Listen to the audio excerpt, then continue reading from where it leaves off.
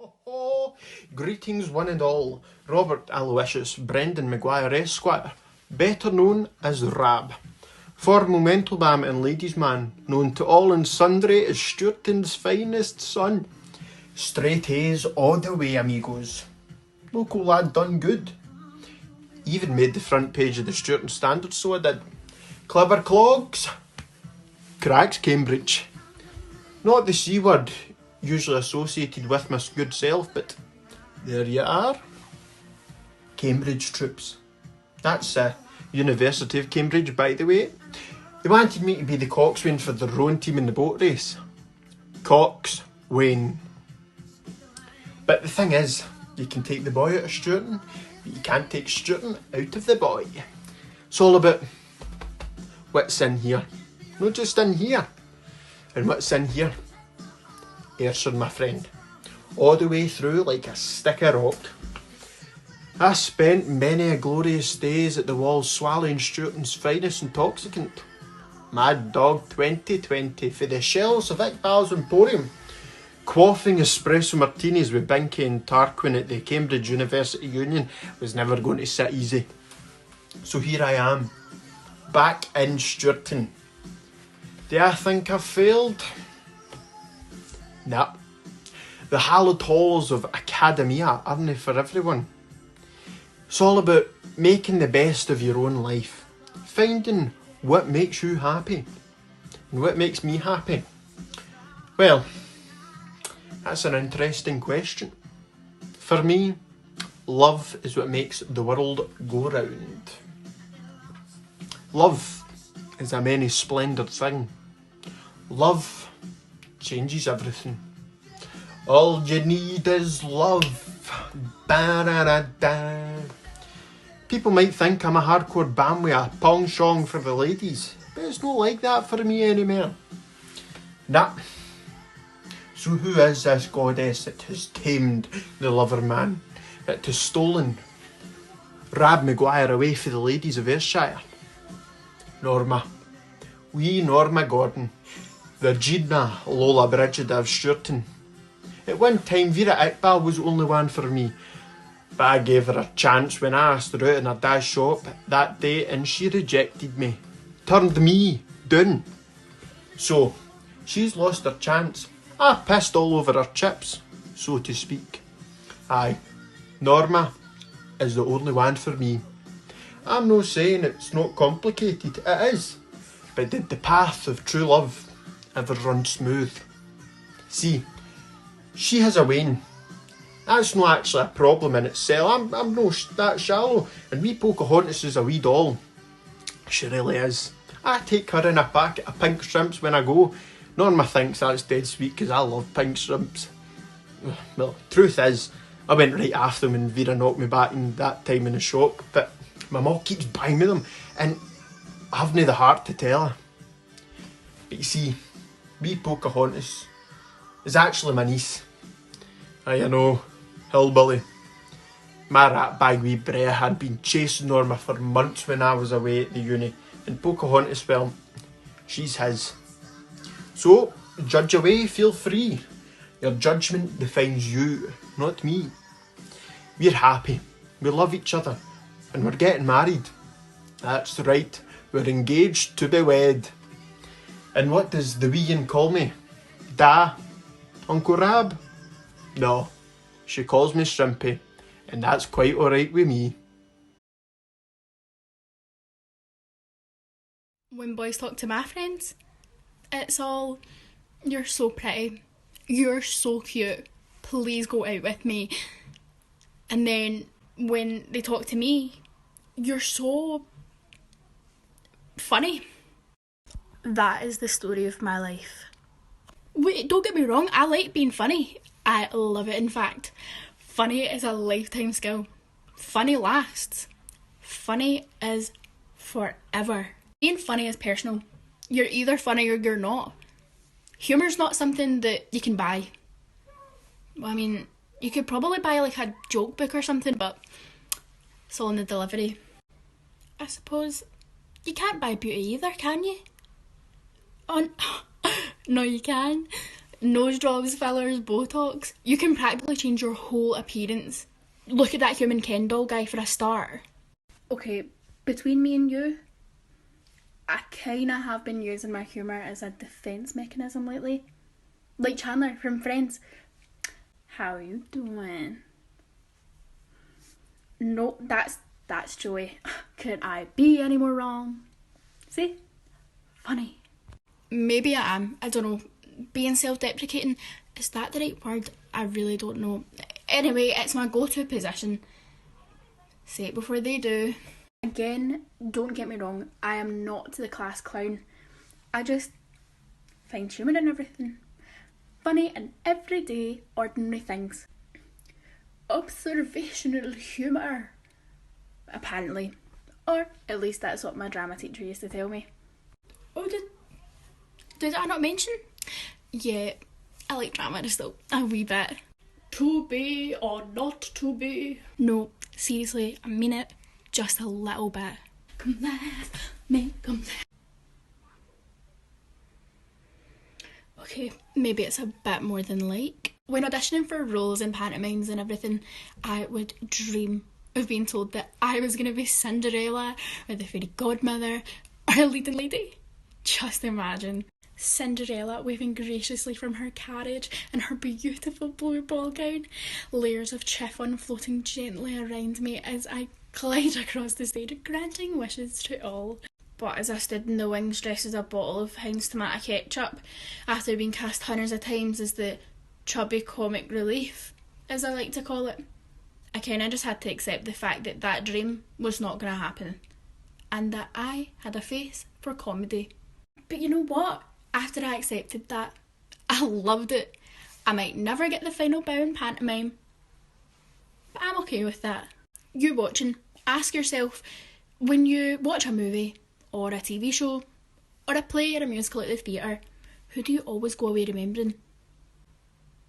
That's right, the funny guy. Because being funny is one of the best parts of being. I've heard it said that the funniest people can be the saddest underneath, that they want to make other people happy so that they don't experience the sadness or loneliness or worthlessness that they feel. As much as that can be true, we don't know the sadness or pain in other people's lives. We should all try and make each other feel better. So, as cliche as it is in today's world, just be kind. Me, I'm okay. I'm comfortable in my own skin, which makes me very lucky. Does it smart when I'm always considered the funny one in a group or on a night out? Yes, it does. But someone once said to me that laughter is the sound of the soul dancing. How brilliant is that? Does a symmetrical face make your soul dance? No. So me? I'll take funny any day. I'll take funny every single time.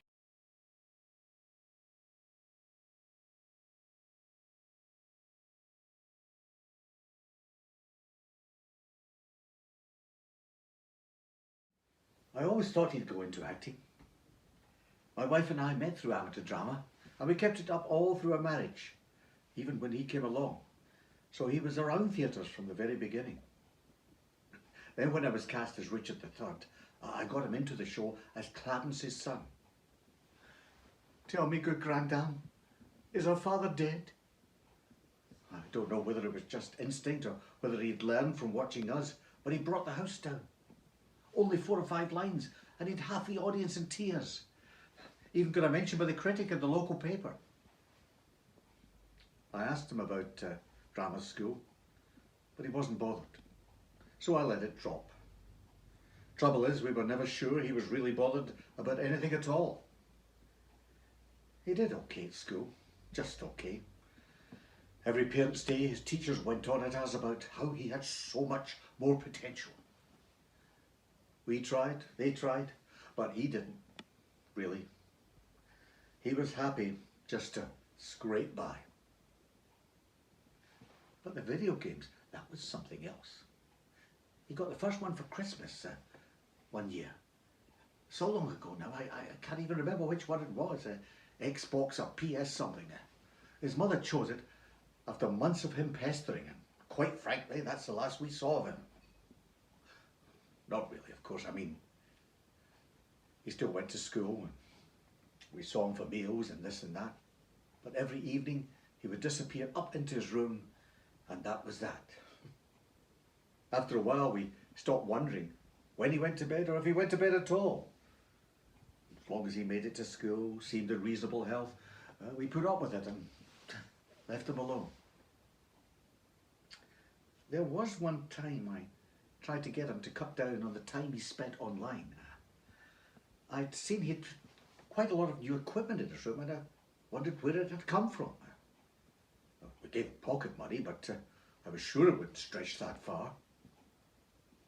Turns out he was writing bits of software and selling it to other people online. Sounded a bit fishy to me, but he said it was all quite legitimate. So we trusted him. We didn't have much choice. Last year was supposed to be his sixth form before university. That had always been the plan, but apparently he had other ideas. He left school and sort of disappeared into his bedroom full time. That was when I really started to worry. Even if he didn't want any more education, he should have been looking at some sort of career or some kind of job. How on earth was he going to earn a living? And this morning, he actually came down to have breakfast with us, which took us by surprise. I was even more surprised when he handed me a couple of keys and a ring. It was a car, a brand new Hyundai i30, the premium spec. He bought it for us. Apparently, he had written some software to do with mobile phones. And some American multinational had bought it for hundreds of thousands of dollars. He went on about his plans to set up a company, hire employees, rent a building. I wasn't really listening. I've just been out to look at the car.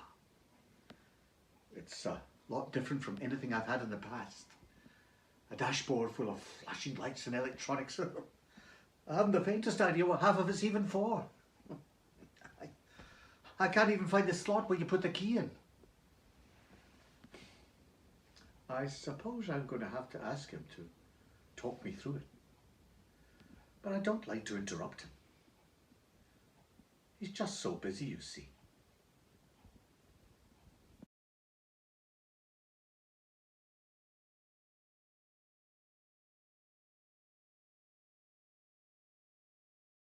I had never had a dog. As a child, I didn't have any pets.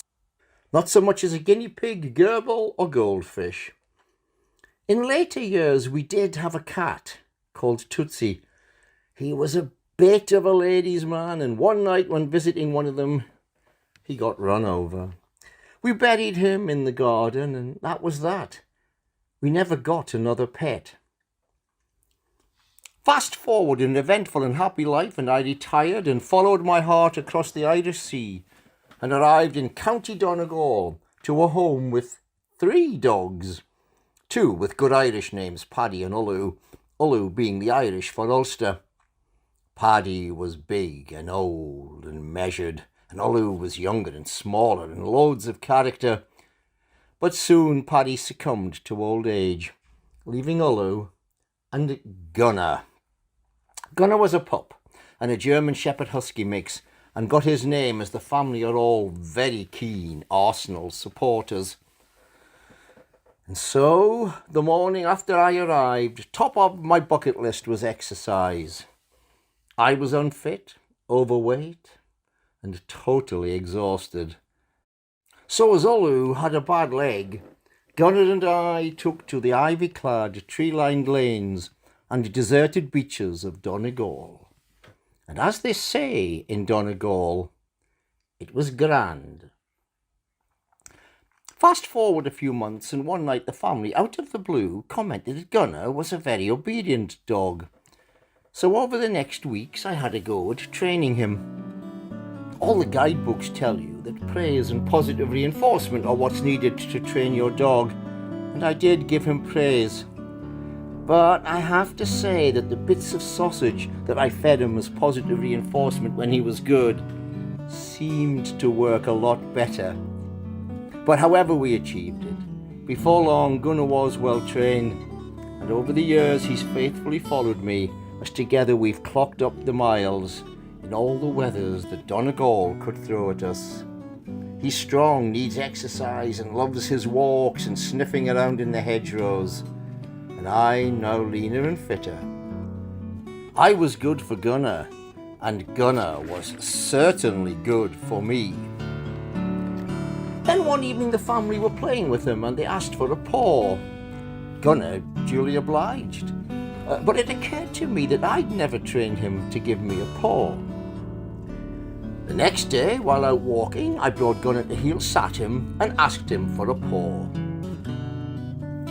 Gunnar tilted his head, with his massive brown eyes looked at me. If he'd been in the festival, he would have got top marks for acting. He looked in disbelief, incredulity, bewilderment. His look said, "Keith, I come to heel, I walk, I stay, I sit, I lay by, I fetch, even when you try to trick me and hide my stick. I wait for you, even when you go out of sight, which you only do because the training books should have told you it is one of the hardest things I can do for you. I can do more for you than half the dogs in Donegal put together. And you ask me for a paw." And with utter disdain, he condescendingly put his paw into my hand, and he looked at me again, and we both knew that as long as either of us should live, we would never mention paw again. We missed the next day. The weather was terrible, but the day after, as the late winter sunshine melted the last of the snow on the blue stacks, Gunnar and I took to the lanes again. We walked, I brought him to heel, he waited, and I gave him his treats. And as he ate his sausage, he looked at me again with those big brown eyes. But this time his look said, as they say in Donegal, "It's grand, it's grand, everything is grand."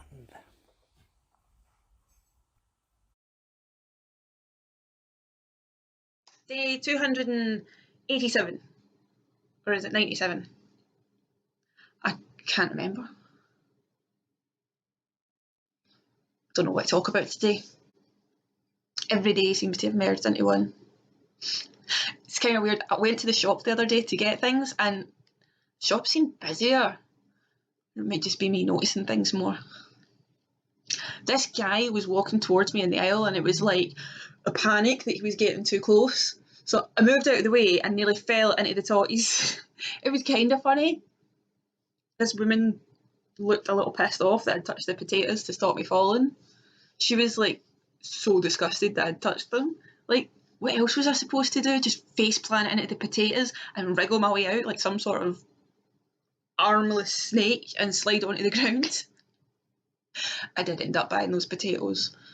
I felt guilty that I'd touched them. I mean, I used hand sanitizer whenever I go into the shop, so my hands were clean.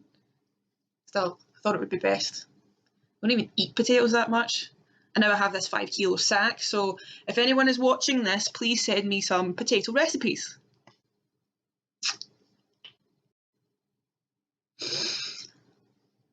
I was thinking about the first thing I'm going to do after lockdown, and apart from seeing my family and friends again, I'm not sure. Everything at the moment has very little meaning. Like, what's normal? I don't even think I remember what normal life is like.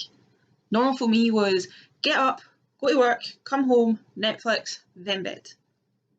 Hasn't changed much really during this lockdown. I mean, I get to lie in longer, getting ready for work involves brushing my hair and putting a shirt on before meetings. They have no idea that I'm still in my pyjama bottoms. I guess that's the one thing that has changed. People not knowing. Like, there's this perception on social media that you have to have this perfect life and everything is hearts and flowers and wonderful. But people have no idea, really. They have no idea that behind that smile and filter is 80% slowly breaking. People band around so many self-help videos on how to make me feel better, on depression and anxiety, and there's all these self-help videos, but they have no idea. I lie in longer in the mornings, and there are days I just can't get out of bed. The thought of having to deal with anything just overwhelms. Picture yourself wearing full body armour made of lead. You try to go about your daily activities, but every movement requires tremendous effort. You want to move, you try your best to move. It's just completely exhausting. And no matter how hard you try, you seem unable to take off your lead body armour, and it only removes itself when it feels like it. You'd probably feel pretty bad, guilty. It makes you feel as though you're letting everybody down, that everyone is annoyed or disappointed by you. And then I start to feel like I'm drowning. You try to stay afloat, try to conserve your energy and pray someone will come along and help you. Time ticks on. You're so tired. So you sink below the surface. Hold your breath for as long as you can. Nobody is coming to save you because nobody notices you need help. And then it starts all over again. I'm sorry to talk about this. I know, not a topic for social media, but whatever. That's if anyone watches this, or if anyone's interested in this. I don't know. If anyone is watching this and you feel the same, please PM me. It would be nice to talk to someone, I suppose. I better get going now. The cat is needing fed. I suppose my message for today is don't assume that because people have a smile and appear to be fine, you don't know what they are dealing with, and they may end up with the sack of potatoes they don't want in the end. Alright troops, it's me, wee Norma Gordon, last seen hanging about a wall in deepest, darkest Sturton with my big brother Barry. He'd just get an envelope, which meant he'd actually passed the exam. It was only the one writing off. A dean would work, but he wasn't caring because he was pure madly in love with Michelle Montgomery.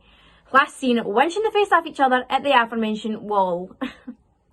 Anyways, we're a few years down the line now for those happy days, and Barry and Michelle broke up ages ago. It was a shame really, because he was much less a miserable bastard when he was with her.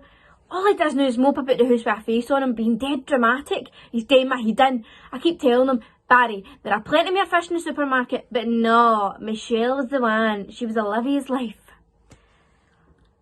And actually, speaking about love of your life, I've been seeing someone.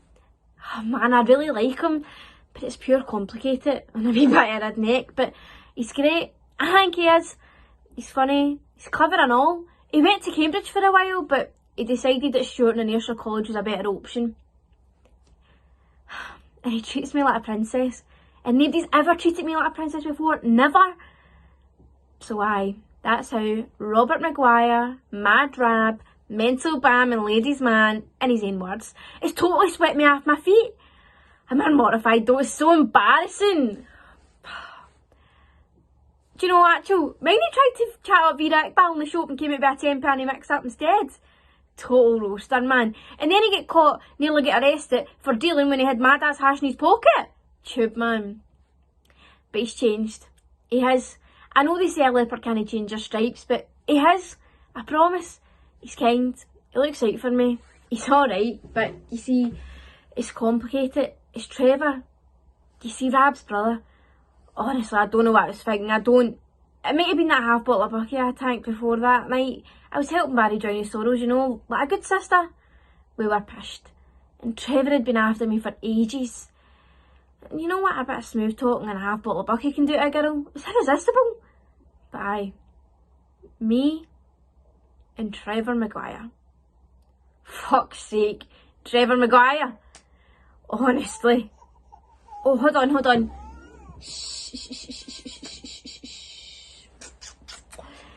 Yep, that's Pocahontas. And she's Trevor's. I know, I'm like a total hillbilly, man. My baby star is my boyfriend. Brother. I mean, what? It's nearly as bad as when Barry thought Michelle was his sister. Well, maybe not that bad, but I mean, everybody's made a mistake. We're all human. We all make mistakes, but I'm just having to live with the consequences. But Rab, honestly, he's a great dad. Uncle, stepdad, or whatever. But anyway, he always brings away in a wee packet of pink strips when he comes over, and that is caring because that boy loves his pink shrimps. But it's more than that. He'd do anything for Pocahontas. Anything for me. Anything. Honestly, he loves us and we love him. Do you know Michelle's gran? Minnie Malloy.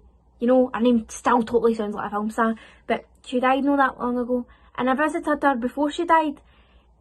And she said to me, Norma hen, tomorrow isn't promised, so just do whatever makes you happy. And Minnie knew the score. She was right. So aye. No apologies, no regrets.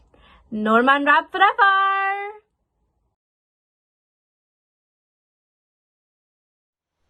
Go back. Go back. Nota. I haven't had one cold this year. Never mind the Rona, thank you very much. So I have less of this go back to normal everybody's on about. I like my mask in the shops. I even like the queues. Remember complaining about the grotty random behind you that never seemed to have any concept of personal space? Ta-ta. Good riddance. And let the river of hand sanitizer flow. Never again will I hear Mrs. Ercolino's voice in my head for that fateful day in her kitchen when I was 13. You see, I didn't rinse my apple and she swooped down for the ceiling and demonstrated the grotty random's hands, perving up the fruit after scratching their bum and probing for bats in the cave. So give a pump of that hand sanitizer, no less than 70% alcohol for me, and I'll duke for apples in it. Too far? Well, it's definitely too far to want to go back. Because back there it wasn't the grotty randoms picking bogies and perving on fruit that got the pubs shut, and the cafes, and the schools. It was plain old laziness. I mean, I'm guilty of it and all, but still, I'd rather not go back at all. I'd rather put half a face of makeup on and slide my mask on the rest. That way nobody can see the slew of verbal abuse I'm minging behind it. I'd rather keep my distance, or rather have you keep your distance, because I never liked people before the Rona anyway. I'd rather cut about in my slippers than paint over the right size, a high heel for work, or the right handbag, or the best jacket for the weather. This is Scotland! You're not prepared for any day without an umbrella, sunglasses, extra socks, a spare jumper, a backup umbrella, a poncho and snow tyres. You get 5 seasons in a day at a moment's notice. So I like working from home. And I don't mind the 20-minute seance at the start of every virtual meeting with the family. Are you there? I can see you. Can you hear me? Come to the light. No! Point the camera up and away for your tits, gran. I appreciate they were integral to my ma's life and by association, my life. But I'd love to talk to you and no hod it and dod it. Mind you, I'm gasping for a pint, a draft. Can't speak for it.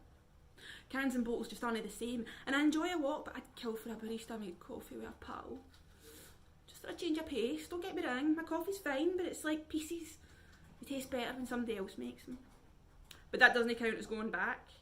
I don't want to be crushed around a table with somebody sat against me for the table behind and to the right and all when I go to a restaurant.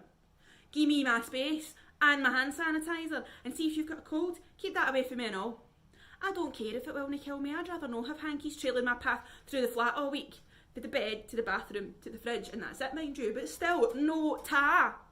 So I don't want to go back to feeling like I have to push through being sick to get to work, or wrong for needing my space, or only talking to my family whenever I might next see them. Big birthdays and funerals mostly. No, I want to go forward.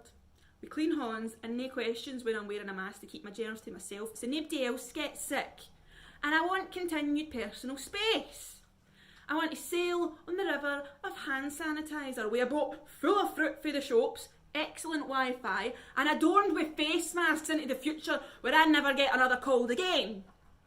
And nobody else dies for coronavirus either, obviously.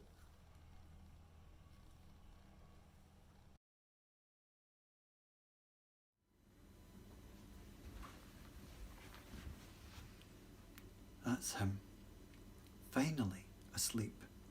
Took ages tonight. He's so excited about school. Now that he's a big boy, learning his letters. Kids, eh? Everything's new. It keeps you young, just being about them.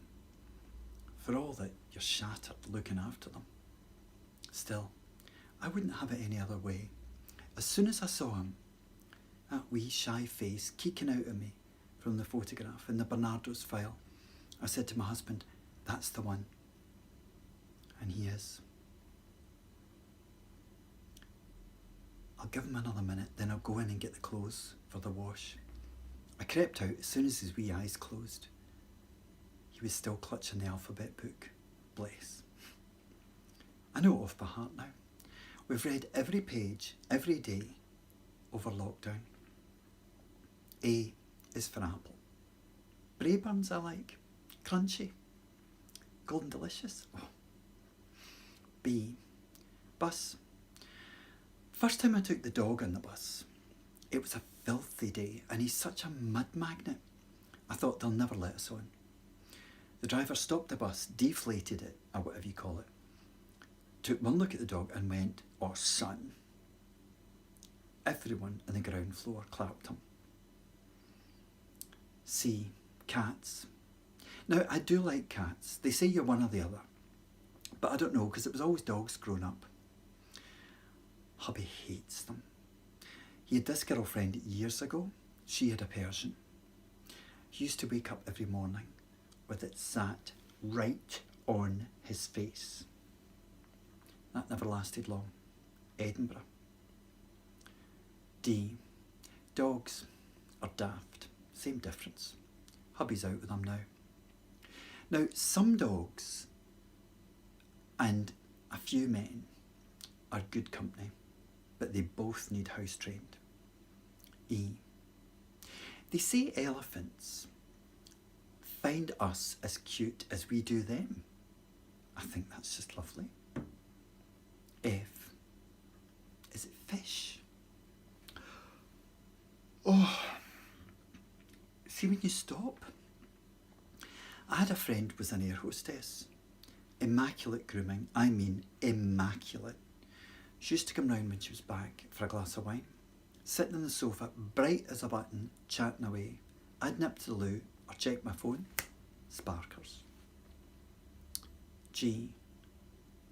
It's either golf or gorilla. Well, I can see the point of gorillas. H. House. Don't even go there. I. As in me, myself.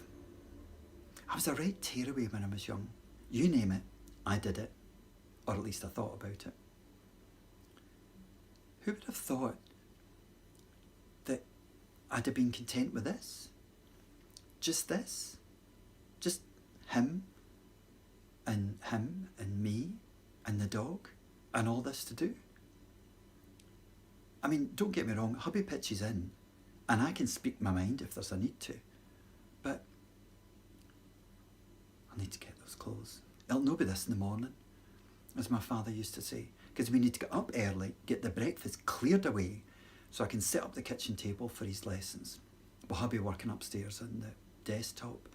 Then it's lunchtime, then more lessons, then dinner, then a bit of TV, and it's some non-existent hour of the day. One of us has got to get to the housework. My days are like the wheels in the bus, round and round. Who would have thought that this humdrum life, with hardly a moment to myself, would make me this happy?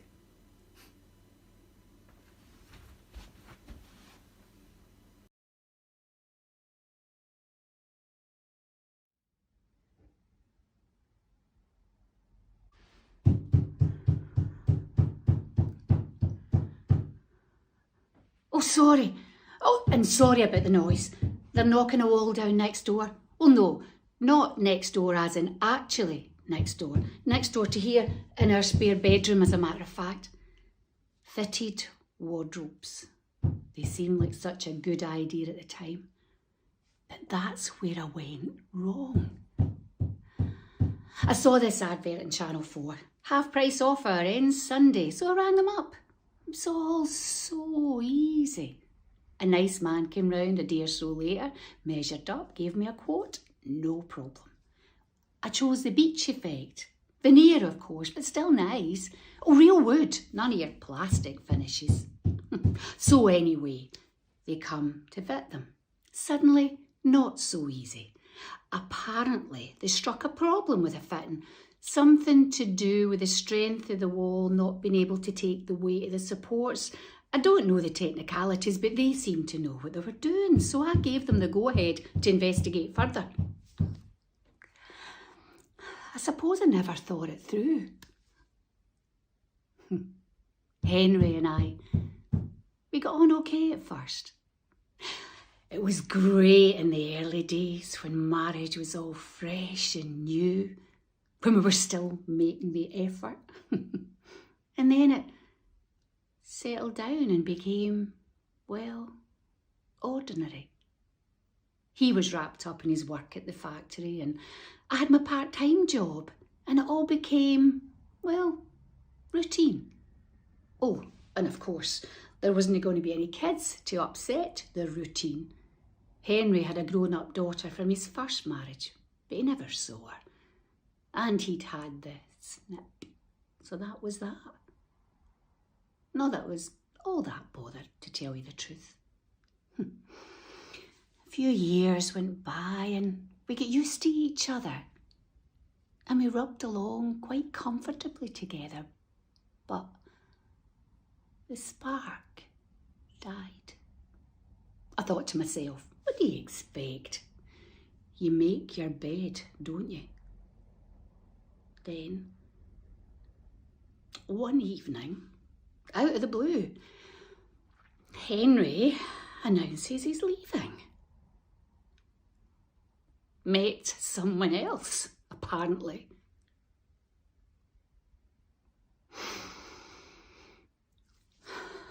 I told everybody he'd been depressed. Typed out a note, supposed to be from him, saying he was feeling suicidal. Reported him as a missing person to the police. I suppose they looked for him for a while, but they never found anything. That was 20 odd years ago, and they still haven't found him.